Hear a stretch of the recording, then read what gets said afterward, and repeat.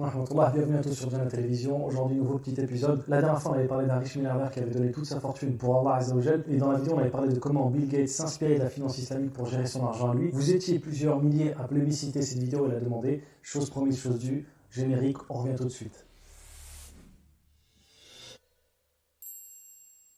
Comme vous savez tous, inutile de le présenter, Bill Gates est l'une des personnalités les plus riches du monde. Il s'est fait ou il a fait sa fortune au travers d'une solution qu'on connaît tous, Microsoft, une solution qu'on utilise tous sur les ordinateurs. Il l'a vendue, commercialisée, il a pris le leadership, le monopole, et grâce à ceci, il a accaparé plusieurs milliards de dollars. Une fois qu'il a réuni tout cet argent et tous ses actifs, Bill Gates s'est retrouvé face à une problématique qui était simple, qui était la problématique financière, fiscale, comment il devait déclarer ses impôts, etc., etc. Lui et sa femme ont décidé de reprendre une fondation. Une fondation, c'est une sorte de grosse structure, comme une grosse association avec un minimum d'1 million de dollars, qui a pour but caritatif ou du bien. Dès que vous injectez de l'argent dans une association ou dans une fondation, automatiquement ils sont défiscalisés.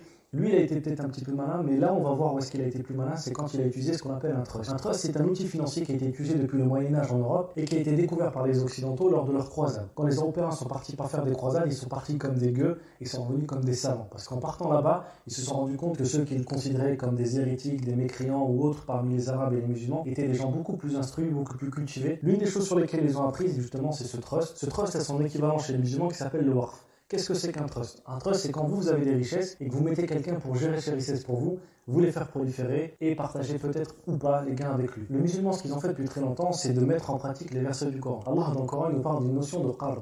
Le qard en arabe, c'est le fait de prêter. Allah, il nous dit que quiconque prête à Allah Azza wa Jal, alors Allah lui rend en décuplant. C'est-à-dire que si on fait des prêts à Allah, Allah nous rend en plus. On sait tous très bien que les prêts avec une rente en plus, c'est haram. Mais pourquoi on prête de l'argent là? Celui qui donne ou celui qui place son argent pour Allah Azza wa Jal, alors Allah il considère que cet argent est prêté. Parce que l'argent de base appartient à Allah, il reviendra à Allah et entre temps on peut lui le prêter. Donc qu'est-ce qui se passe pour le Waqf ou le Trust? Les musulmans ils ont très vite compris que le fait de faire des récoltes, comme on fait par exemple dans les mosquées, en passant avec une bassine ou en demandant avec un terminal de carte bleue ou autre pour récolter de l'argent, c'était bien, mais c'était pas très optimal. Le but, c'était de trouver des moyens et des astuces qui permettaient aux musulmans de récolter beaucoup d'argent et d'utiliser cet argent pour le bien, pour gérer les mosquées, payer les imams, les enseignants, pour payer les pauvres, les orphelins, pour aider la communauté musulmane dans tous ces projets sans avoir à baisser la main et à demander s'il vous plaît, aidez-moi. Qu'est-ce qu'ont fait les Sahaba dès le premier temps?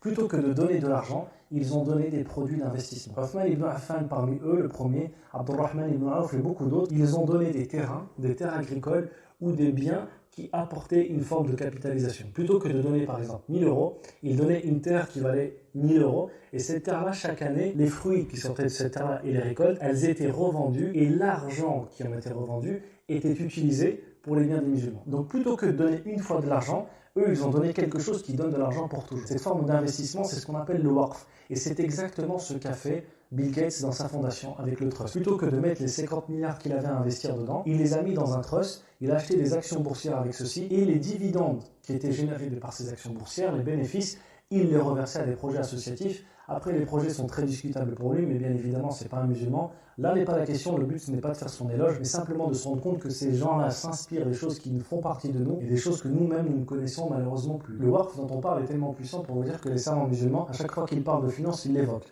afin d'inciter les musulmans à le donner. Uthman ibn Affan avait donné quelques legs, quelque chose qui permettait d'avoir de l'argent, et maintenant, subhanallah, à la Mecque et à Médine, il y a des grands bâtiments qui ont été construits grâce à l'argent que Uthman ibn Affan avait investi il y a 1400 ans. Je ne sais pas si on arrive à se rendre compte, il y a 1400 ans, il a donné une aumône, et jusqu'à maintenant, cette aumône donne des fruits qui sont utilisés par des musulmans. À titre d'exemple, au Maghreb, chaque pays musulman dispose même d'un ministère qui s'occupe des awqaf. C'est-à-dire que ces waqf ont généré tellement d'argent et de richesses qu'il faut un ministère en entier qui va gérer ces millions d'argent qui ont été faits. Même pour vous dire, les ancêtres des ancêtres de nos ancêtres, quand ils partaient depuis le Maghreb ou depuis l'Afrique noire jusqu'à la Mecque ou Médine, souvent c'était un voyage qui était extrêmement périlleux, qui mettait plus d'une année. Pour y arriver, certains d'entre eux se faisaient détrousser leur argent ou n'avaient pas assez d'économie pour soit finir le voyage ou soit faire le voyage retour. Qu'est-ce qu'ont fait nos ancêtres? Ils se sont tous réunis, ils ont tous mis de l'argent dans un pot commun, ils ont acheté une grande palmeraie à Médine, et de cette grande palmeraie, ils ont dit à chaque fois nous allons vendre les dattes de ces palmeraies, et l'argent qui sera vendu année après année servira aux futurs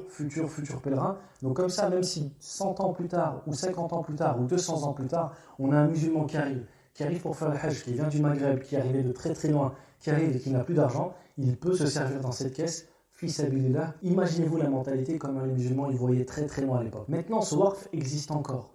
en 2021, l'argent qui a été donné par ces musulmans il y a plusieurs centaines d'années fait encore des bénéfices. Et les bénéfices sont reversés aux étudiants maghrébins qui étudient à la Mecque ou à Médine et qui ont besoin d'un petit peu d'argent. Donc entre guillemets, il y a plusieurs centaines d'années des gens ont donné et jusqu'à maintenant, on a des gens qui profitent et peut-être jusqu'au jour dernier. D'ailleurs, le prophète sallallahu alayhi wa sallam, dans un hadith authentique, il nous a donné un très beau conseil. Il a dit, même si l'un d'entre vous, il entend que la fin du monde a sonné, et s'il a une graine dans la main, qu'il la plante. C'est-à-dire que le musulman, quand il s'agit de construire des projets entrepreneuriaux, de l'argent ou de construire des biens, il se doit d'avoir une vision très très long-termiste. Penser à ses enfants, aux petits-enfants de ses petits-enfants, et penser à l'islam d'une manière générique. C'est une vision qui nous est propre. Normalement, nous, quand on doit réfléchir à nos projets, à nos associations ou autres, on doit avoir ce type de choses. À l'heure actuelle, dans le monde, les awqaf représentent un patrimoine de 400 milliards de dollars répartis sur tous les pays musulmans. Sur ces 400 milliards de dollars, nous avons à peu près, grosso modo, 2 milliards de musulmans, en tout et pour tout, si on considère tout le monde, et ce qui fait un ratio de 200 dollars par musulman dans le monde entier. Par contre, si on reprend le même ratio en France, on estime que les awqaf représentent 20 millions d'euros pour une population avoisinant les 10 millions de personnes, ce qui fait 2 euros par personne en France. Alors que dans le monde, on en a 200. Donc les awqaf en France sont 200 fois moins développés que dans les pays musulmans. Donc les awqaf en France sont 2 fois moins développés que dans les pays musulmans. Ce qui prouve que nous, en France, on a un levier, on a un axe de développement qu'on n'a pas encore exploité et pas encore utilisé. Maintenant, concrètement, que veut dire mettre en place un waqf? Imaginez-vous que dans une mosquée, plutôt que de se dire que je vais donner 10 euros ou 50 euros pour la mosquée, je m'associe avec des frères, on achète un restaurant, une laverie, un commerce qui va ramener toujours de l'argent. Et je dis, cette laverie, on l'achète tous ensemble et les fruits vont servir à financer la mosquée, payer le salaire de l'imam, payer les charges de la mosquée